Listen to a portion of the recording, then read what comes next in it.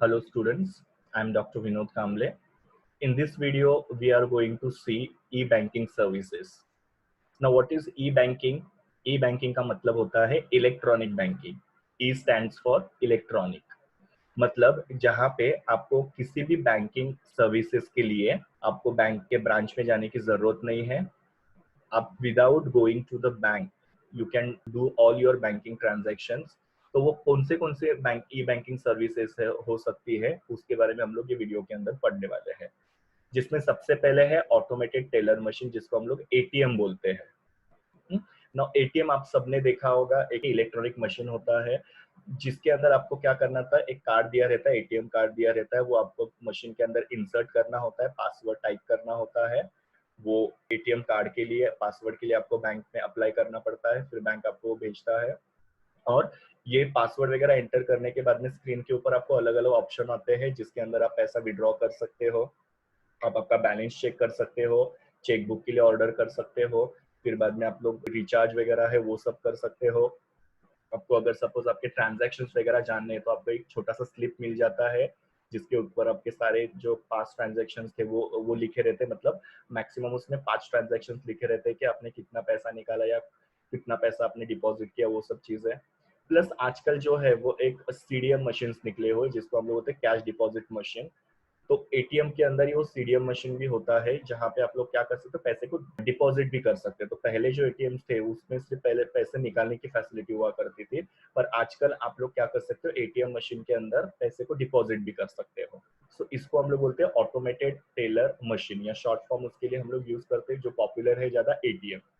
जहाँ पे आप लोग आपके बैंकिंग की सारी रिक्वायरमेंट जो है, पैसे निकालने से लेके बैंक में बैलेंस वगैरह चेक करना, चेकबुक वगैरह ऑर्डर करना, पैसे डिपॉजिट वगैरह करना, हर एक जो आपकी बैंकिंग रिक्वायरमेंट है वो आप ऑटोमेटेड टेलर मशीन के अंदर फुलफिल कर सकते हो. दूसरा है आपका credit card. Credit card word भी आपको बहुत ज्यादा फेमिलियर है. ये कार्ड जो होता है पेमेंट के लिए यूज किया जाता है. सपोज आपने कोई भी शॉपिंग वगैरह की तो उसके लिए आप क्रेडिट कार्ड वगैरह से पेमेंट कर सकते हो, या आपने कोई रिचार्ज वगैरह किया तो उसके लिए आप लोग क्रेडिट कार्ड को यूज कर सकते हो. नाउ क्रेडिट कार्ड जो होता है उसमें क्या होता है ऐसा कि जहाँ पे आपको आपके अकाउंट में पैसे होने की जरूरत नहीं है. मतलब in short you can conveniently undertake your transaction without having cash or without carrying cash in your pocket or having cash in the bank account. तो बिना पैसे के भी आप ट्रांजैक्शन कर सकते हैं, इसके लिए इसको बोला जाता है क्रेडिट कार्ड. तो यहाँ पे कैसा होता है कि आपने अगर सपोज कोई भी शॉपिंग वगैरह किया, कोई भी बिल पेमेंट वगैरह किया, फिर आपने सपोज पेट्रोल पंप पे अपने गाड़ी में पेट्रोल वगैरह भरा है और आपने क्रेडिट कार्ड से पेमेंट किया, तो महीने के एंड में क्या होता है, आपको एक स्टेटमेंट भेजा जाता है जिसके अंदर आपके सारे ट्रांजैक्शन आपने महीने भर में किए थे, वो सारे ट्रांजैक्शन का रिकॉर्ड आता है और आपको वो एक स्टिपुलेटेड पीरियड के अंदर स्टेटमेंट का पेमेंट करना होता है. स्टिपुलेटेड पीरियड मतलब आपको 15 दिन या 21 दिन का ऐसा टाइम पीरियड दिया रहता है, उसके अंदर आपको वो क्रेडिट कार्ड का बिल है या स्टेटमेंट है उसका पेमेंट करना रहता है. इसमें डिसएडवांटेज सिर्फ इतना है कि अगर अगर आपने वो स्टिपुलेटेड पीरियड के अंदर पेमेंट नहीं किया तो आपको बहुत ही heavy rate of interest charge किया जाता है, तो उसको हम लोग क्रेडिट कार्ड बोलते हैं. I repeat again, credit card जो होता है उसको पेमेंट कार्ड बोला जाता है. पेमेंट कार्ड इसके लिए ताकि क्योंकि वो आपको अलग अलग चीजों के पेमेंट करने के लिए आप उसको यूज करते हो. यहाँ पे आपको आपके पॉकेट में पैसे कैरी करने की जरूरत नहीं है, बैंक अकाउंट में पैसे होने की जरूरत नहीं है. आप पैसे हुए बिना भी आपका जो भी पेमेंट है, ट्रांजैक्शन है, वो कर सकते हो. आपने जितने भी ट्रांजैक्शन किए उसका आपको एक स्टेटमेंट मिलता है और उस स्टेटमेंट के बेसिस पे आपको एक टाइम पीरियड दिया रहता है, स्टिपुलेटेड टाइम. उसके अंदर आपको वो स्टेटमेंट का पेमेंट करना रहता है. अगर आपने उतने टाइम में पेमेंट नहीं किया तो आपको heavy rate of interest charge किया जाता है.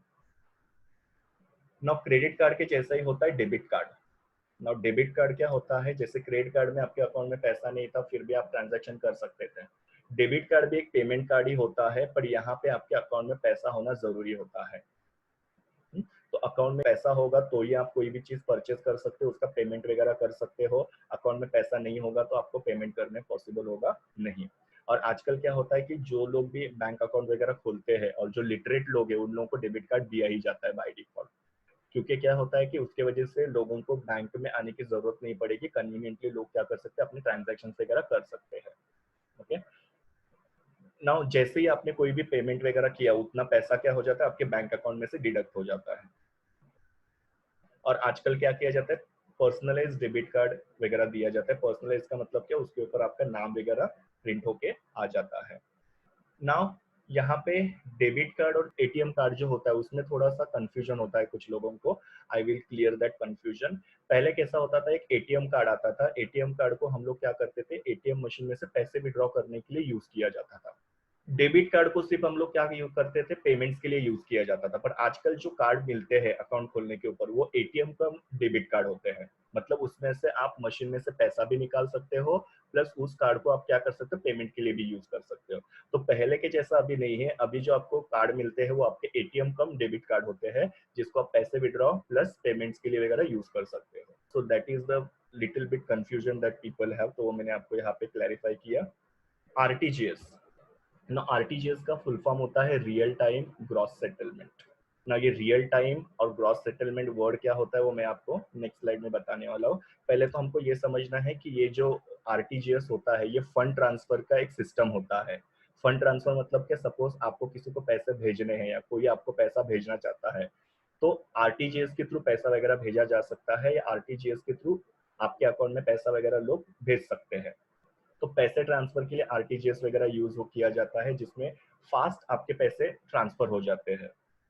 मतलब तुरंत ही आपके यहाँ से अगर सपोज मैंने पैसे अगर वो भेज दिए, तो आज के दिन में वो पैसे तुम्हारे अकाउंट में आ जाएंगे, आपको वेट करने की जरूरत नहीं होती है ना। जैसे मैंने आपको बताया कि रियल टाइम और ग्रॉस सेटलमेंट, ये वर्ड का मतलब क्या होता है। नो, रियल टाइम का मतलब क्या होता है यहाँ पे, कि यहाँ पे आपको कोई भी वेटिंग पीरियड नहीं होता है। वेटिंग पीरियड का मतलब क्या है कि आपको वेट नहीं करना पड़ता है। जैसे आपने यहाँ पे से सपोज बैंक ने वो पैसे ट्रांसफर के लिए रिक्वेस्ट किया, तो सामने वाले के अकाउंट में पैसे तुरंत ही चले जाते हैं 2 घंटे के अंदर।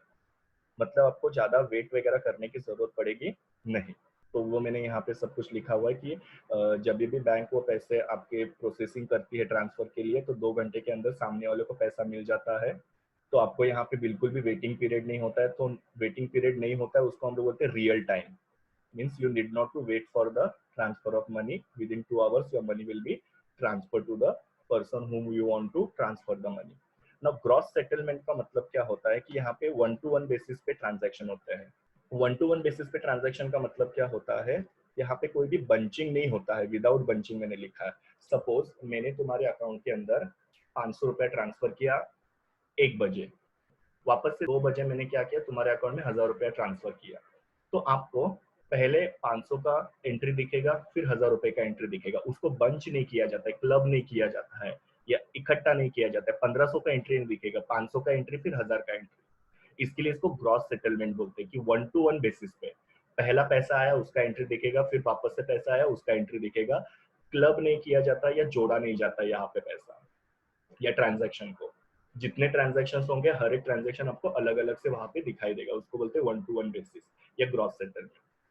नाउ यहाँ पे मिनिमम जो होता है वो 2 लाख रुपए से आपका आरटीजीएस शुरू होता है। तो अगर आपको 2 लाख या उससे ज्यादा पैसे अगर ट्रांसफर करने हैं तो आप लोग आरटीजीएस को यूज कर सकते हो। सो आपको मैंने बताया कि आरटीजीएस क्या होता है। रियल टाइम ग्रॉस सेटलमेंट, जो पैसे ट्रांसफर के लिए यूज किया जाता है, जहाँ पे आप फास्ट मनी ट्रांसफर कर सकते हो। रियल टाइम मतलब यहाँ पे कोई भी वेटिंग पीरियड नहीं होता है। 2 घंटे के अंदर आपके पैसे जो होते हैं वो सामने वाले को क्रेडिट हो जाता है। और ग्रॉस सेटलमेंट मतलब यहाँ पे 1-to-1 बेसिस पे सेटलमेंट किया जाता है। कोई भी ट्रांजेक्शन का बंचिंग नहीं होता है। मिनिमम 2 लाख रुपए आप ट्रांसफर करने के लिए लगते हैं। यहाँ पे 2 लाख से नीचे के ट्रांजेक्शन आरटीजीएस से नहीं हो सकते हैं। नेक्स्ट है एनईएफटी। एनईएफटी भी जो होता है वो पैसे ट्रांसफर का ही एक सिस्टम होता है, जिसको हम लोग बोलते हैं नेशनल इलेक्ट्रॉनिक फंड ट्रांसफर। यहाँ पे आप लोग क्या कर सकते हो, एक बैंक में से दूसरे बैंक में, या एक बैंक के ब्रांच में से दूसरे बैंक के ब्रांच में, या एक अकाउंट में से दूसरे अकाउंट में पैसे को ट्रांसफर किया जाता है ना। यहाँ पे क्या होता है कि आपको एनईएफटी अगर करनी है तो बैंक को आपको सामने वाले के अकाउंट के डिटेल्स देने पड़ते हैं ना। क्या क्या डिटेल्स देने पड़ते हैं, जैसे कि जिस बैंक में आपको पैसा भेजना है वो बैंक का आईएफएससी कोड करके एक होता है। अगर आप चेकबुक देखोगे तो उसके ऊपर वो लिखा हुआ रहता है कौन सा बैंक है, कौन सा ब्रांच है, जिसका अकाउंट में ट्रांसफर करना है उसका अकाउंट नंबर क्या है, वो सारे डिटेल आपको देने पड़ते हैं। और फिर आपके पैसे जो होते हैं वो सामने वाले के अकाउंट में ट्रांसफर किए जाते हैं ना। यहाँ पे क्या होता है, जैसे मैंने आपको आरटीजीएस में बताया था कि आरटीजीएस में कोई भी वेटिंग पीरियड नहीं होता। यहाँ पे थोड़ा वेटिंग पीरियड होता है। जैसे कि आपके जो भी ट्रांजैक्शंस है वो हाफ आवरली बेसिस पे डन किए जाते हैं, मतलब होते रहते हैं। जैसे सपोज 12 घंटे है बैंकिंग, अगर आवर्स आपके 8 बजे से 7 बजे, मतलब 12 घंटे का आपका बैंकिंग आवर्स है, तो 12 घंटों में आपके हाफ एन आवर कितने होते? 24। तो हर एक हाफ एन आवर आपको वेट करना पड़ेगा, हाफ एन आवर के बाद में आपका ट्रांजैक्शन जो है एग्जीक्यूट होगा। एग्जाम्पल, जैसे कि सपोज आपने 8:15 बजे पेमेंट रिक्वेस्ट रेज किया, तो 8:15 का ट्रांजैक्शन आपका कभी होगा? 8:30 बजे। आपने अगर 9:10 को ट्रांजैक्शन के लिए ये किया, एग्जीक्यूट करने के लिए आपने वहां पे पुटअप किया, तो आपका वो ट्रांजैक्शन कभी होगा? 9:10 का 9:30 बजे। तो हर एक आधे आधे घंटे के बाद में आपका वो ट्रांजैक्शन होता है। तो इसके अंदर क्या होता है कि पर्टिकुलर टाइम फिक्स होता है, वेटिंग पीरियड होता है, वो टाइम होने के बाद में आपके पैसे जो होते हैं ट्रांसफर होते हैं। सो हर एक हाफ एन आवर में आपके पैसे ट्रांसफर होते हैं यहाँ पे। और ये हाफ एन आवर जो होते हैं वो 8 बजे, सुबह 8 बजे से लेकर 7 बजे के बीच में 24 हाफ एन आवर होते हैं। जब भी आपने वो ट्रांजैक्शन के लिए पुटअप किया या फिर बैंक को रिक्वेस्ट किया, उसके आधे घंटे के बाद में आपका पैसा जो है वो ट्रांसफर हो जाएगा। जैसे कि 9:15 बजे आपने रिक्वेस्ट दिया, तो 9:30 बजे आपके पैसे ट्रांसफर हो जाएंगे। आपने अगर 9:01 पे भी अगर रिक्वेस्ट दिया, तो 9:30 बजे ही आपके पैसे ट्रांसफर हो जाएंगे, बिकॉज 9 बजे का आपका एक कट ऑफ टाइम चला गया है करके। नाउ जैसे मैंने आपको ऑलरेडी बताया हुआ कि एनईएफटी और आरटीजीएस के बीच में फर्क क्या होता है। तो एनईएफटी में वगैरह जो होता है वो आपका वेटिंग पीरियड होता है, आरटीजीएस में आपका कोई भी वेटिंग पीरियड वगैरह होता नहीं है। ओके, एनईएफटी में आपका पेमेंट जो होता है वो पर्टिकुलर टाइम के बाद में एग्जीक्यूट होता है, आरटीजीएस में 2 घंटे के अंदर आपके पैसे जो होते हैं वो एग्जीक्यूट हो जाते हैं, या ऑन द स्पॉट आपके पैसे जो होते हैं वो एग्जीक्यूट हो जाते हैं या सामने वाले को दिए जाते हैं। नेक्स्ट है आईएमपीएस। आईएमपीएस एक सबसे फास्टेस्ट पैसा ट्रांसफर का सिस्टम है, जिसको हम लोग बोलते हैं इमीडिएट पेमेंट सर्विस। ओके, जैसे यहाँ पे हम लोग ने आरटीजीएस में देखा था कि पैसे ट्रांसफर होने के लिए आपको 2 घंटे वगैरह लगते हैं। एनईएफटी में आपको वो आधे आधे घंटे के बाद में आपके पैसे ट्रांसफर होते हैं। बट आईएमपीएस के अंदर क्या होता है कि आपका बिल्कुल भी वेटिंग पीरियड नहीं होता है। जैसे ही आपने पैसे यहाँ से ट्रांसफर करने के लिए बटन प्रेस किया, सामने वाले के अकाउंट में तुरंत पैसे चले जाएंगे। आप उनको फोन करके पूछ सकते हो कि पैसा आया कि नहीं, वो आपको बता देंगे यस पैसा आया करके। तो ये बहुत ही ज्यादा फास्ट होता है पैसा ट्रांसफर करने के लिए। इंस्टेंटली आपका पैसा जो होता है वो सामने वाले के अकाउंट में ट्रांसफर हो जाता है। तो अगर आप जब भी कोई भी आपके पास नेट बैंकिंग होगा, फोन बैंकिंग वगैरह होगा, तो उसमें आपको अलग अलग ऑप्शंस आएंगे पैसे ट्रांसफर करने के लिए। एक तो एनईएफटी आ सकता है, आरटीजीएस आ सकता है, आईएमपीएस आ सकता है। आपका रिक्वायरमेंट क्या है वो आपको देखना पड़ेगा, उसके हिसाब से आप तीनों में से एक को सिलेक्ट कर सकते हैं पैसे ट्रांसफर करने के लिए। बट आईएमपीएस में क्या होता है, आपको बैंक के कुछ चार्जेस ज्यादा पे करने पड़ते हैं। आरटीजीएस और एनईएफटी में आपके चार्जेस थोड़े से कम होते हैं। नेक्स्ट है नेट बैंकिंग। नेट बैंकिंग का मतलब क्या होता है, जहाँ पे आप इंटरनेट और कंप्यूटर के द्वारा आपके सारी जो बैंकिंग के ट्रांजैक्शन है वो कर सकते हो। यहाँ पे क्या होता है कि बैंक आपको एक लॉगिन आईडी और पासवर्ड देती है। आपको बैंक में एक फॉर्म फिलअप करना पड़ता है, तब जाके आपको ये लॉगिन आईडी और पासवर्ड मिलता है। फिर आप बैंक के वेबसाइट पे जाते हो, और फिर वहाँ पे वो लॉगिन आईडी और पासवर्ड आपको एंटर करना रहता है, और आपका सारा अकाउंट जो है वो आपके सामने आ जाएगा। और आप सारे के सारे जो आपके ट्रांजैक्शन होते हैं वो कंप्यूटर के ऊपर इंटरनेट से द्वारा आप कर सकते हो। जैसे कि आपको फंड ट्रांसफर करना है, बैलेंस चेक करना है, आपको बैंक का स्टेटमेंट चाहिए, चेकबुक को ऑर्डर करना है, आपको रिचार्ज करना है, बिल पेमेंट करना है, any transaction you can do. Only thing is कि आप पैसे को विड्रॉ नहीं कर सकते हो। पैसे को विड्रॉ करने का छोड़ के बाकी सारे ट्रांजैक्शन जो है वो आप लोग को वहाँ पे नेट बैंकिंग के थ्रू हो सकते हैं। सो नेट बैंकिंग के लिए बेसिकली आपके पास कंप्यूटर या लैपटॉप और आपको इंटरनेट होना जरूरी है। और वो जो बैंक है उसके वेबसाइट पे जाके आप आपका सारे ट्रांजैक्शन वगैरह कर सकते हैं। इसको बोलते हैं नेट बैंकिंग। ना मोबाइल बैंकिंग, जैसे नाम से ही हम लोग को पता चलता है कि मोबाइल के थ्रू जहाँ पे आप लोग बैंक को ऑपरेट करते हो। आजकल क्या होता है कि मोबाइल के अंदर आप लोग वो बैंक का ऐप डाउनलोड कर सकते हो। अगेन आपको बैंक को फॉर्म फिलअप करके देना पड़ता है, फिर बैंक आपको लॉगिन आईडी और पासवर्ड वगैरह देती है। आपका एक ओटीपी जनरेट होता है जब भी आप कोई लॉगिन वगैरह करते हो या ट्रांजैक्शन वगैरह करते हो तो। और सारी चीजें जो आप मोबाइल के अंदर कर सकते हो। सो नेट बैंकिंग से भी ज्यादा अगर हम लोग देखने जाएंगे तो मोबाइल बैंकिंग कन्वीनियंट होता है, बिकॉज मोबाइल हमेशा हमारे साथ में रहता है। तो यहाँ पे भी आप क्या कर सकते हो, पैसा विड्रॉ करने के छोड़ के बाकी सारे आपके ट्रांजैक्शंस वगैरह आप लोग कर सकते हो। जैसे बैलेंस चेक करना है, स्टेटमेंट चाहिए, रिचार्ज करना है, चेकबुक मंगाना है, बैंक का स्टेटमेंट चाहिए, तो everything you can do. Chequebook वगैरह भी ऑर्डर वगैरह आप लोग कर सकते हो। तो उसको हम लोग बोलते हैं मोबाइल बैंकिंग, जहाँ पे मोबाइल के थ्रू, ऐप के थ्रू आप लोग क्या कर सकते हो, आपका सारा ट्रांजैक्शन कर सकते हो। तो वही मैंने यहाँ पे लिखा हुआ है कि आपको एक यूनिक कोड मतलब दिया जाता है ट्रांजैक्शन के लिए, और क्या क्या चीजें आप लोग कर सकते हैं वो। ये सारे मेरे यूआरएल्स है जिस जहाँ से मैंने इमेजेस वगैरह ली हुई है। Thank you students, please do like, share, comment and subscribe to my YouTube channel, and also recommend my channel to your friends. We will meet in the next video.